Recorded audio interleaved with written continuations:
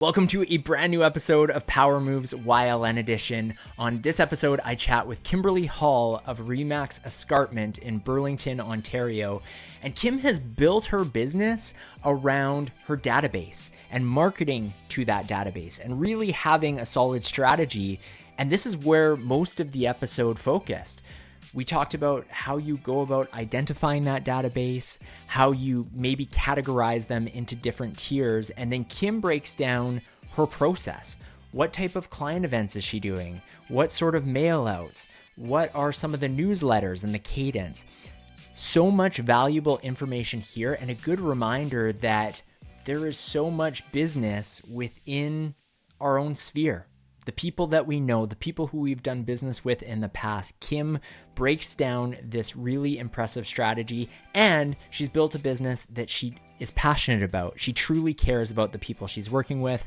I know you're going to enjoy this episode. From REMAX, this is Power Moves YLN Edition, where we chat with some of the best young REMAX agents in the network. My name is Wade Paterson. I'm an executive director with REMAX Canada, and I'm your host for this audio experience. And on this episode, I'm joined by Kimberly Hall of REMAX Escarpment in Burlington, Ontario. Born and raised in Burlington, Kim has 15 years of experience building her business around connection and immersing herself in the community.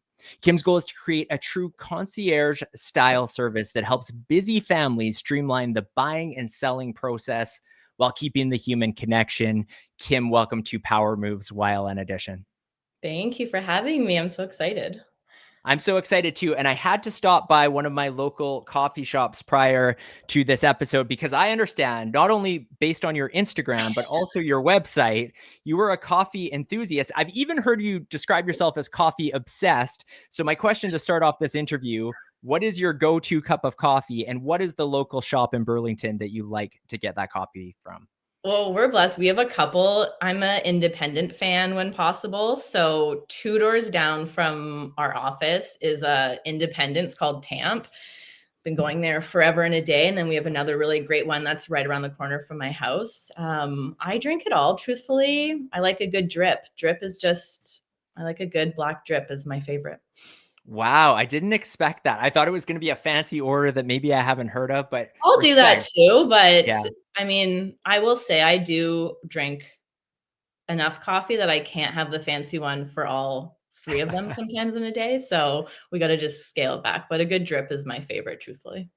It can add up Yeah. expense-wise. I get it. So where I want to start this conversation is taking a step back. I mentioned 15 years in the business. I'm always curious to hear people's real estate origin story. For you, was this career an inevitable path, or what led you into the real estate industry? It was not on my radar when I was younger, truthfully. I went into university thinking I was gonna be a teacher.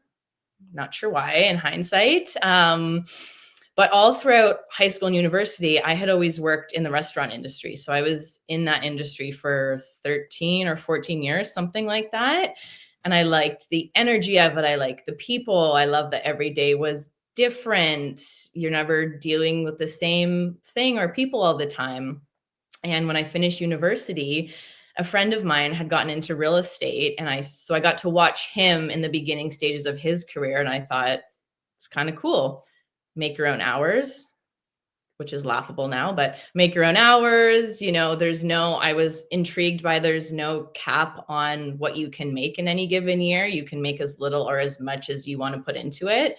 So I found that to be a bit appealing. And I think coming out of university with debt, I thought I'll go be a realtor and see if I can make some money, not realizing that it takes you years and years to build that. But I just liked being around people.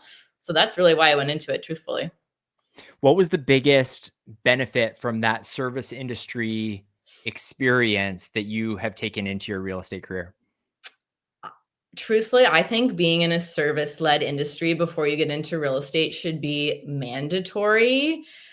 You are just versed to talking to anyone. I mean, it's a silly when you think about like how, serving a table in a restaurant is not rocket science, but you do have to be able to walk up to a stranger, start a small relationship. Maybe you're molding a little bit to what that table energy is wanting. Are they wanting to be left alone, or are they looking for an experience that day? And same thing in, the restaurant and bar industry, you can make as much or as little as you wish to make. So I think it translates quite well to real estate.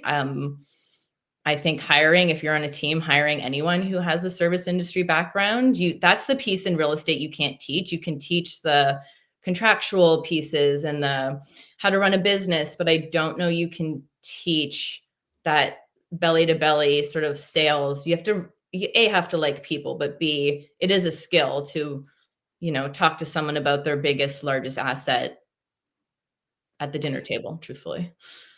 The focus of this conversation is going to be on leveraging your database. I know this is how you've built your business, really. And when you look at your lifestyle, you're very busy. You're the mom of a toddler, you have 3 rescue animals. Why is it that you've chosen to market to the people you know versus the people you don't know?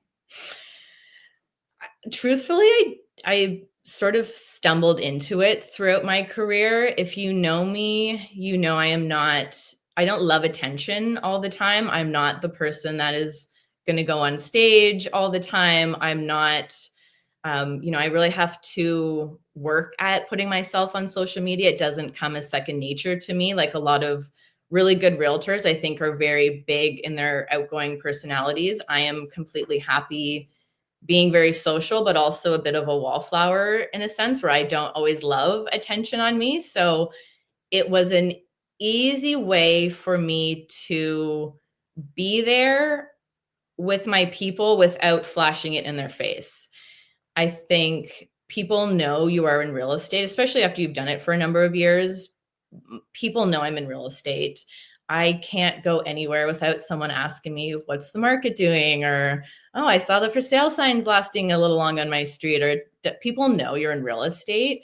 So for me, instead of doing the big advertisements, the bus stops or that sort of stuff, which to me it's just not my bread and butter. I don't want to see my face anywhere because I am that wallflower type, that it was an easy way for me to connect with my people, very subtly reminding them you're in real estate. When they get a package from you and it has the brand on it and your name, you truly don't need to do much else. They are very aware what your industry is, and they will ask you all the questions, but it's a great way to show up for your people and to not advocate, but to support your people. And then they in turn support back. So I think a big part of my business, like I really do love supporting local. I will try and go to the local coffee shop before I go to the Starbucks. No offense to Starbucks, but it's because I see the same people in there and they live in my community and they know that I've been in there every other day for a decade, right? That they are more inclined to throw business back to me because I'm throwing business to them. And that's not necessarily why I'm doing it. I'm doing it because it feels nice to do that. You're helping the independent out, but by just serving your database and giving to them, they will inevitably give back to you. I know you track everything when it comes to your business. So what percentage of your business, let's say so far this year, 2025, has come from database? Oh, it's almost 70% this year. Wow. It's a Wow. high number this year. Yeah. Normally I run somewhere between, I would say like probably 50% at least. I have the numbers this year. I've got a few to put in. I should have re-looked at my numbers from last year before I came on, but this year is a high year. I had a lot of people who are in my phase of life where they've got young kids and needing to get to that bigger house. So I think that's why maybe it's a bit more, because it's often 2 transactions in one. We're selling what they're in and they're buying another one. But yeah, it's pretty high. Like I would say most of my business, 50 to 60% is repeat and referral every year. And that's not including, I keep the realtors as a separate piece of it, even though they've now bled into my sort of friendships of life and sphere of life. They're kind of all becoming one.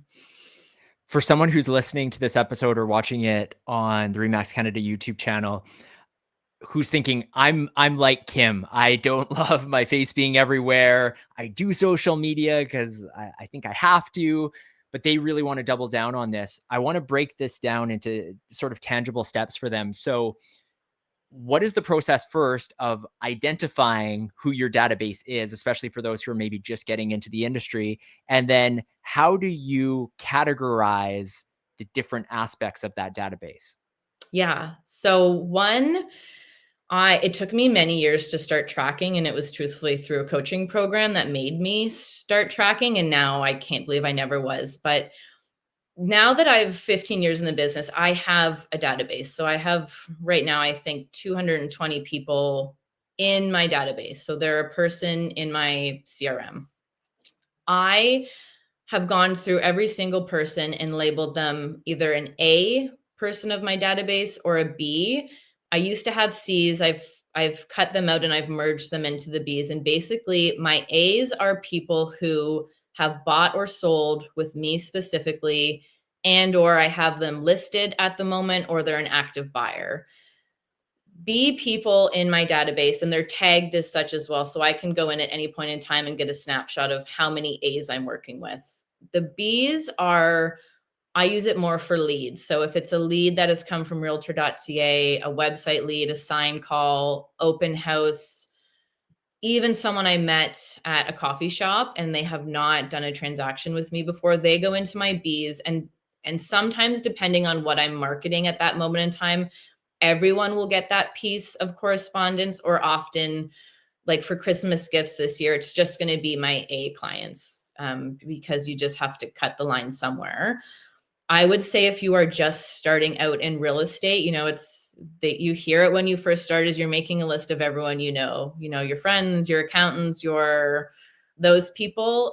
And I remember it being a bit daunting to just start marketing to them. They say, get your accountant's number and send them a calendar in the new year and do this. And I was like, I haven't spoken to him in 4 years. That seems like a little out of touch for me. So this is a way, now that I'm established, you've done business with me, you kind of know what you're going to get throughout the year. If you're in the B's, I'm trying to convert you to be one of my A's. And basically my A's are advocates as well.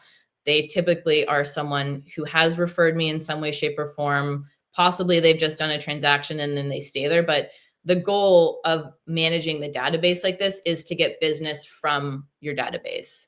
So that's the whole goal of tagging and categorizing and then marketing to that database throughout the year. So I'll do a number of things throughout the year. Typically, I'll map it out right about now for 2026. I'm mapping out what are the in-person client events going to be? What are my mailouts going to be? When am I doing a newsletter? And then I've got a couple of programs that I run in the background that are more specific, where I'm not targeting the whole database, but if I know, for example, someone has I run an anniversary program. So whenever you bought and sold your house, every year you're getting something from me. Every 5 years, you're getting a special gift. Year 1, you're getting a special gift. Year 10, you're getting a special gift. And it's taken me 15 years, but I finally systemized those gifts so that I don't have to think about it anymore. I know everyone who's got a 1-year anniversary this year is getting the same thing. It's just going out when their anniversary is happening. So that's where the database, I would say, is important. Once you've had one full year in real estate, you need to be able to properly organize this. Otherwise, you're just flying by the seat of your pants and going, I think they sold a year ago. I think it's been about a year. So you really do have to spend time organizing it. And once you do, it kind of just runs itself, truthfully. You're just managing it. And then I would say every couple of times a year, I might add and delete a few people, right? If I'm not getting any engagement from someone from a decade, you might come off the list. Usually not if you're a client, but if you're a lead, you might come off the list. Some people I know, they don't want to be spoken to. They don't want a newsletter. They don't want anything. So I'll put them on a different drip program. And then a lot of the sort of fun stuff, the cards and the baby gifts and that, I'm doing that as I go. But there's a system in place behind it to get that gift out to that person. You had mentioned client events there. What do your client events look like in an average year? And are these events just for the A's, for both the A's and the B's? What do they look like? This year, I'm actually going to experiment with opening up my events to everybody, even the leads in the database. It'll be my first year doing that. But typically, last year I ran 2 events. I ran a fall, which we just did last weekend, We have a place called West Avenue Cider. They make cider and they have an apple orchard and a restaurant and a fire pit. And we had a photographer there for 3 hours and we did client minis. So the idea is bring the family, we'll shoot 10 or 15 shots of you. A lot of people like to use it for their Christmas cards that they'll send out in December. This year was the first year I invited you to bring your extended family. That was done a bit strategically in the sense that I want to also meet your extended family. Let's build that relationship. So your mother-in-law calls me or this and that, but it was a 3-hour event. We ran it. Everyone got a cider once they had their photos. We had wood-fired pizza for everyone. It's a really manageable event because people come and go. You don't have to host them necessarily the whole time. So people will show up, get their photo done. I send them off with a cider ticket. They go get a pizza and then they're gone. So it's a really great way to touch base with people, say hello. And then they also don't feel the pressure to necessarily stay because they've got 3 kids that are running across the property and then they've got to go to sports and they have a hockey game. So that was a really fun one. And then I've done a few other ones in the past as well. Last year I did a movie for kids. So Saturday morning, come to the movie theater. We've seen that one before. It's a nice, easy, manageable one as well. And then I'll probably do another family focused one this year. And then I might in the background, those will be my 2 major events where everyone's getting invited. And I may do a couple smaller, 5 or 10 person little events here and there that looks more like a dinner. If I know there's a group of people that maybe know each other, for example, a neighbor of mine had referred one of her friends. I've since bought and sold them. They've introduced me to another one of their friends. So we're going to do a big dinner with everyone in December. It's mostly social. It's partly because we've done business together, but they bleed together, truthfully. They do. And is that what you found? I mean, it's early days probably for the results to see from the event you just did at the cidery, but are you seeing like after inviting the extended families, is that something you're going to continue to do strategically in the future? Like, did it seem like this could lead to future business opportunities? I think so. Sometimes the event you're running, you just cap out with people, so you can't do that. This one is a big open space. It was easy to do. I would say yes, I probably will do that again. I like the idea of asking people to bring a friend. If you have someone, not necessarily to this specific event, but if we did a movie, for example, I might say, hey, if you have another family that might want to come, bring them along. Again, it depends on our numbers. Sometimes last year we maxed out. We had probably just enough seats as it sat, so we couldn't do that. But I think it's something I haven't done in the business that I do think will bring business, because what I do know is after I host an event, a referral is coming in from one of those people. They maybe would have done it as well if they hadn't gone to the event, but it just prompts it. Like within 15, 20 days, I've got a client or a CMA or something that has come from, hey, it was so nice to see you, linking you up with so-and-so. That just naturally comes. And for the A tier clients that you have, how many touch points are you having? So whether that's client events, you mentioned mail outs there, newsletters, like how many times, if I'm one of your A clients, can I expect I'm going to hear from you in a year? Probably 12, but Wow. it's not 12 of the same. So it might be 2 event invitations. I do newsletters quarterly. I don't do them monthly. So 4 newsletters. There's always personal gifts. So I do a client gift around the holidays and I'll do a client gift in the spring sometimes. Those are more meant to be a gratitude, but be like just a quick hello reminder. This is what we do. And it's always home based or house based in some way, shape, or form. And it just reminds people, call Kim, call Kim, call Kim. You had done a presentation for our Young Leaders Network ambassadors, and one of the hacks that you shared, which I thought was really clever, was how you give a gift right before a mortgage renewal. What is it like? Why do you do that strategically? So that's something I've just started playing around with, and it's not necessarily always a gift, but Mm. it occurred to me last year, in our industry, we've been talking about, there's a lot of mortgage renewals coming up 2025 and 2026. This is sort of the first time in my career where I am acutely aware that people will be renewing at a very different mortgage rate than what they probably signed up with. and their values, where we are anyways, might be slightly different. So one is an education piece of, hey, so many people honestly forget, and then they get a letter from the bank saying your mortgage is set to renew on this day, and it's a terrible interest rate.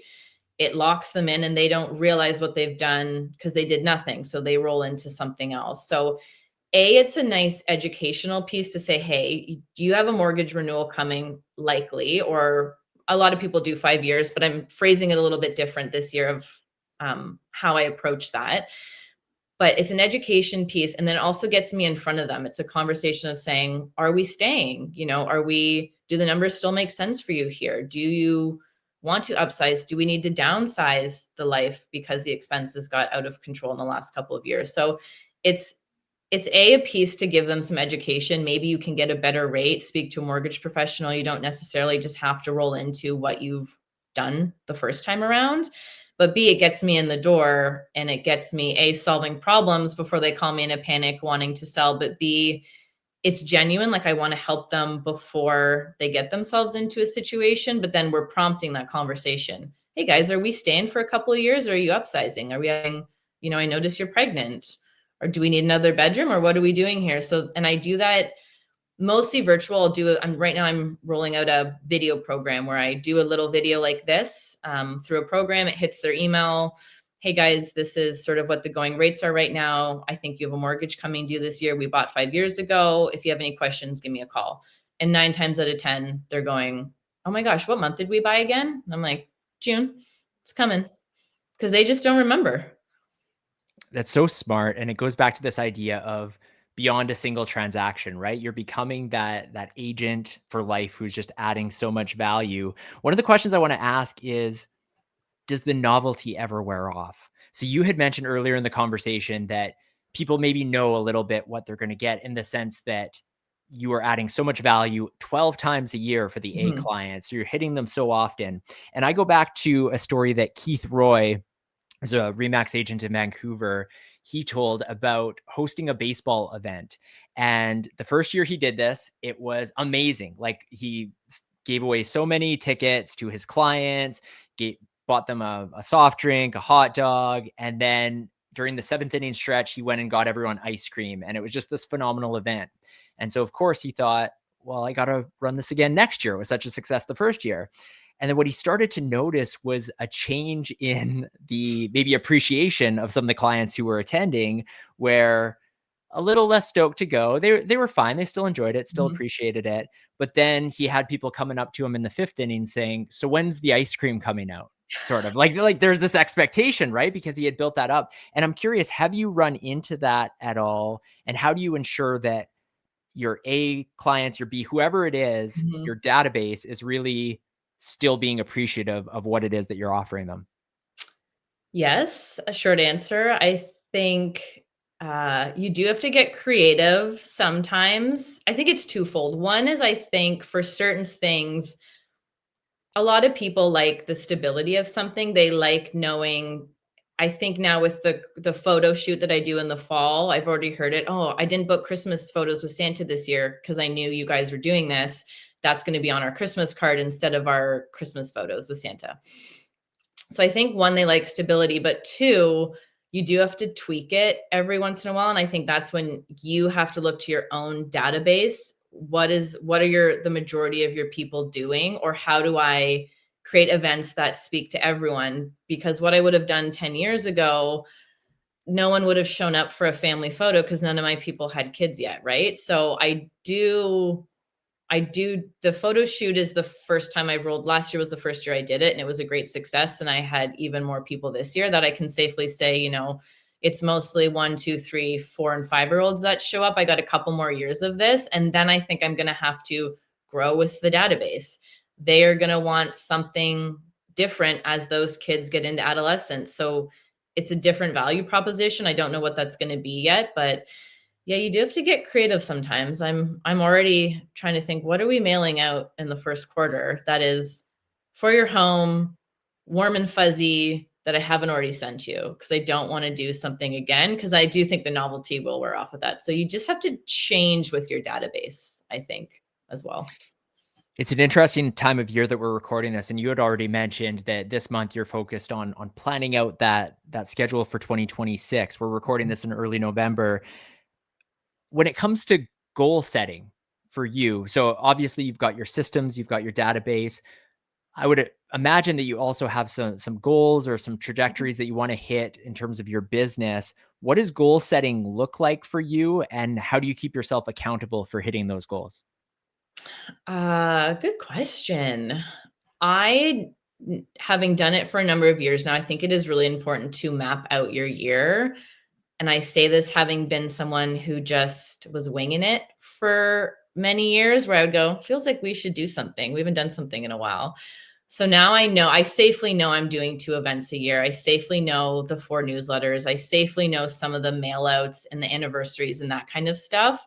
But in November, I like to plan out the year. I work with a coaching program and we do an event in November. So it's easy for me to just mentally get into that mindset of that's when I'm planning it. And then come January, we figure out how to actually execute it.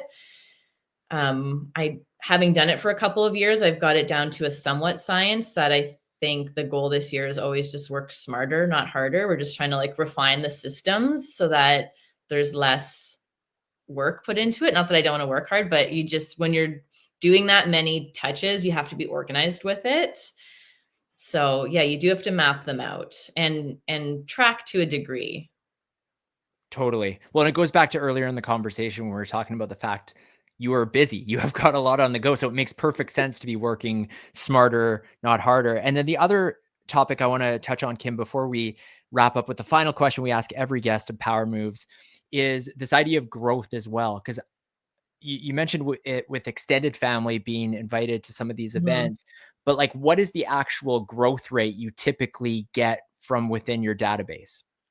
The goal has always been for me somewhere between like 7 and 10%. You want to see it growth. I'm in a funny phase of life where I can't decide if I want too much more growth at this exact moment in time, because it is a double-edged sword. When you do these things, the business will, it comes, truthfully.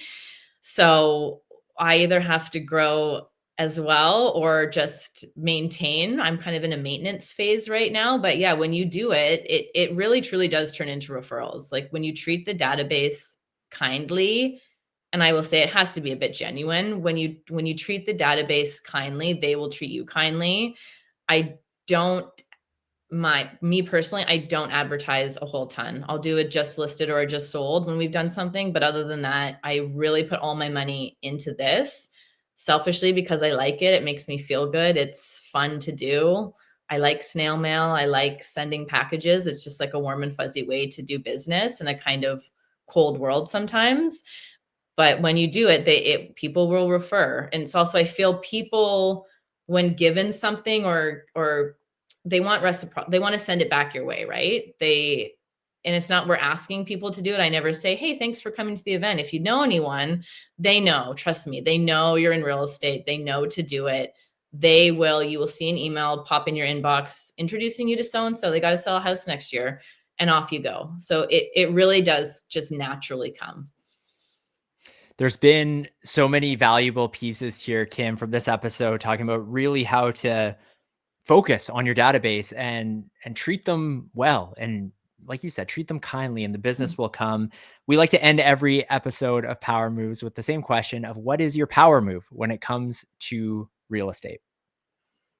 My power move when it comes to real estate, I think, is just that. I'm a very empathetic person by nature, that I can sense where you're going before you're going there. And it's again, like I'm not super active on social. You don't see me on stories every day, but I'm watching. And if you've got a baby announcement, you're getting a card. It's not because I'm trying to get business from you. I just love doing that stuff. I love putting something in the mail. I'm an 8-year-old woman at heart. I think that's my superpower. I am listening, I am watching in a non-creepy way, but I just know what my people are doing. I love that. Kim, thank you so much for joining me on Thank this you. episode of Power Moves YLN Edition.